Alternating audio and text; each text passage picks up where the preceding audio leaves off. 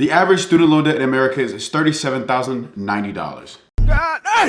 And today's federal student loan debt in America is a little over $1.6 trillion. That's 36% of the GDP in 2023, which was around $4.4 trillion.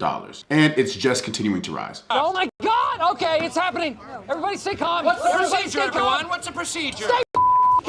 So what can you do to prevent yourself from becoming a statistic? Or if you are already a statistic, what can you do to actually mitigate your student loan debt or completely get rid of it? And today we're going to discuss all those things and more. But first, hi, I'm Kwame Davis. Welcome to the channel. If you have not been to the channel before, on this channel, we said channel 3 times. On this channel we discuss personal and financial growth. And today we're going to talk about student loan debt. And hopefully we'll unpack your daddy issues as well. No, but seriously, if you like the topics that we cover, please consider subscribing or just hit the like button. But let's continue. Well, why are so many Americans in student loan debt? Well, the simple answer is college tuition has outpaced median and average income by a lot. In 1987, the median family income was around $30,000 a year, and college tuition was roughly $5,494. Now, cut to present day, the average cost of tuition is around $24,000,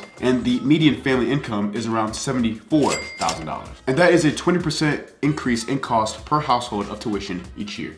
Really him. You're a victim. Here we go, CSI. And let's just say you're playing devil's advocate and you agree that college tuition prices should increase. Well,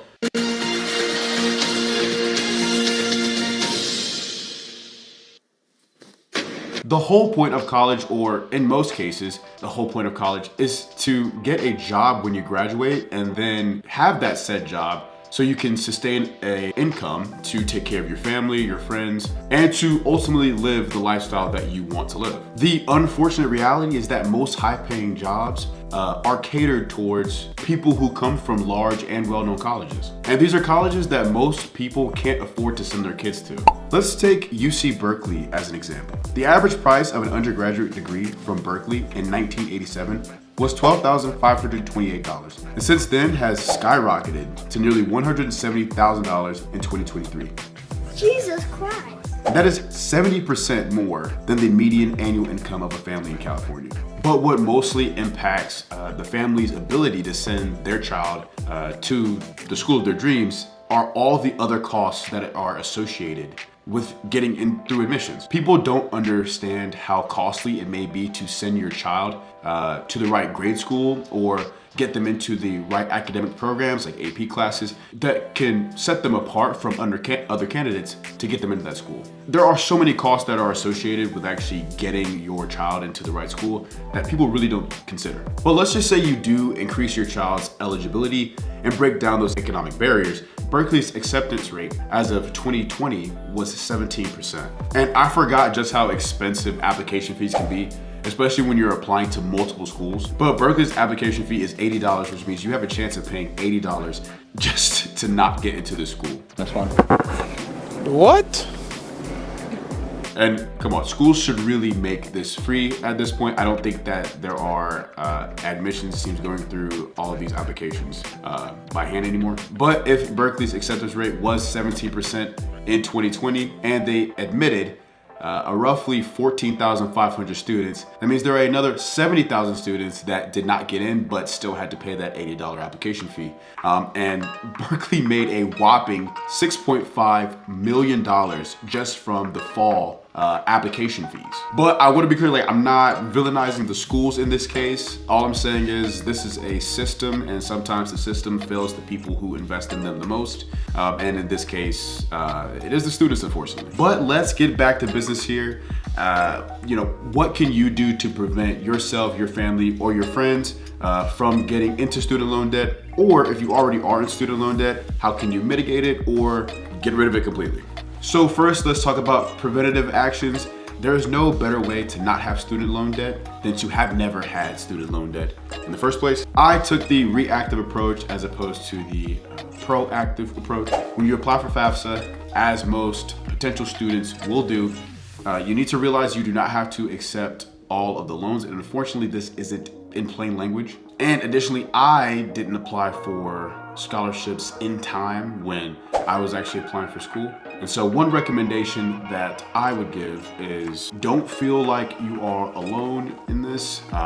If you don't know anybody else who has ever been to college, or even if you do, make sure you maintain a good relationship with your guidance counselor and your financial aid office. I know in a lot of cases, and people I know, talking to them years later, they actually got waivers to be able to fill out certain applications for particular colleges for free. Someone who I knew that got 20 application waivers so they could apply to 20 colleges for free. So be sure to maintain a great relationship with your guidance staff and also with your financial aid office. Two websites that I would recommend going to in search of scholarships are scholarships360.org, which I will put on the screen, as well as, it may seem so obvious, but scholarships.com. And actually going on scholarships.com, whether you are a student or a teacher or a parent, you can actually sign up on these websites and apply for scholarships for your student. And to be honest, they actually have a great system in place where they match scholarships to the student and the student's interests. Chegg is also great, FastWeb as well, but ultimately establish a relationship with your financial aid office. Next, I highly recommend enrolling in a early college program or enrolling your child into a early college program. I mean, for one, it looks great on the resume, but also you save a lot of money in the long run. I went to an early college program where halfway throughout high school, I started taking college classes, which greatly reduced the amount of money I ended up owing in the end. If there are no early colleges in your city, or let's just say they're not even in your district, I would highly recommend taking classes at the nearest community college, or talking to the school and seeing if they offer any AP classes that go towards college credits. Ultimately, reducing the amount of credit hours that you need to graduate is the goal here. One other thing is I would recommend actually going to a community college for the first 2 years and then going to an accredited college for the final 2 years. The reason being, it saves you so much money and you get a lot of those general education classes out of the way. And so then you're able to just focus on the classes that are specific to your major. Next on the list is consider choosing a affordable college, in-state versus out-of-state tuition, and also weigh the pros and cons of going to a more well-known college. Typically, people will go to more well-known colleges simply for the connections and the ability to network with high-profile, high-net-worth students, but with the pros and cons and when it comes to whatever career choice that you want to. Next, one controversial choice is actually choosing to study internationally. Some colleges actually offer free tuition for international students. Some countries like Germany, Kenya, Norway, Panama, and Iceland offer low or free tuition to international students. So for all you risk takers out there who actually want to start traveling the world sooner, try going to one of those schools. And also, if you have citizenship in other countries, there are many countries in Africa and Europe that offer free tuition. Okay, so now that you know what to do before you get into college, let's talk about what you can do in college to reduce that price tag. When itemizing your college tuition, look at the breakdown of what you'll be spending money on. For instance, looking at Berkeley's tuition breakdown, you'll see that $20,000 goes to room and board. I know that when I was in college, one of the ways that I could save costs and everybody around me was off-campus student housing. This greatly reduced the cost of my tuition, and I could use that money to just get an apartment, and I'd be saving over the year. Okay, so we've talked about preventative actions. We've talked about what to do when you're actually in college. Now let's talk about eliminating student debt. Finally! Honestly, this question has plagued my existence for many years. So I started stripping, and I used my tips to actually get rid of my student loan debt. So, start stripping. No, honestly, the answer is so obvious. It is pay it off. And let me get into the various ways that you can do that. So one, start budgeting or really increase your income. And I have videos on my channel that go into break down how I increased my income 20% year over year, and also how I budget and save roughly $50,000. But go check those videos out if you want to get a good idea or a sense of how to do that. But if that is difficult for you at the moment, completely understand.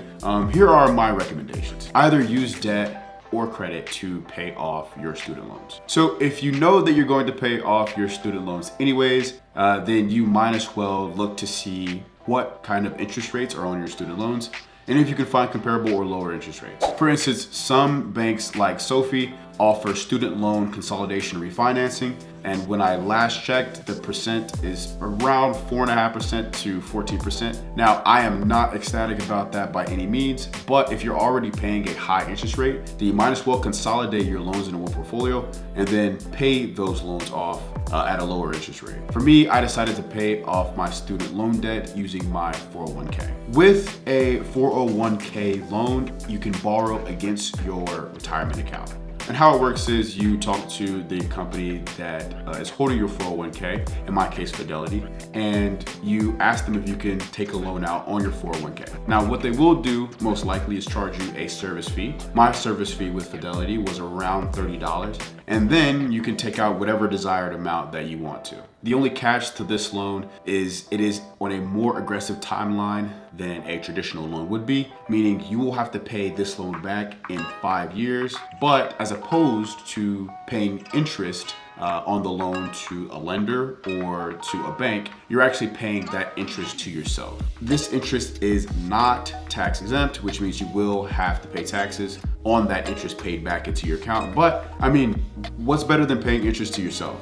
And honestly, if this fits into your financial plan, I highly encourage doing this, because for me, I was able to wipe my student loan debt, and now I'm able to say that I am student loan debt free. That interest is going straight to me and not to my lender. Now, to do this option, you will have to speak to your employer. And in certain cases with certain employers, there's a stipulation when you leave the company that you will have to pay the entire loan back. But again, it just depends on your employer. Also, I highly recommend you talk to a financial advisor. I think no matter what your tax bracket is, you absolutely should have a financial advisor. And with Fidelity, you're actually appointed a financial advisor for free. And so for me, I got the opportunity to talk to my financial advisor, see if this worked out for me financially, and it did. So it was a great option. Student loans are one of those dark clouds that follows you everywhere, and it almost feels like something that you can't ignore. I hate it, and unfortunately, it's like a disease that plagues everyone from a particular economic background. And the best way is to prevent it from happening, or if you catch the symptoms early, make sure you take care of them. And if you're actually dealing with it, do your best to nurture it, and then hopefully it'll go away. I appreciate you listening today. If you learned like anything at all, leave something in the comments. Or if you have any topics that you actually want me to research and cover, then shoot me an email or a DM, or message me anywhere. I don't care. Follow my OnlyFans. Just kidding, I don't have one of those. But I do appreciate you being here again, and I hope you have a day that is amazing as you are, and I will catch you on the next one.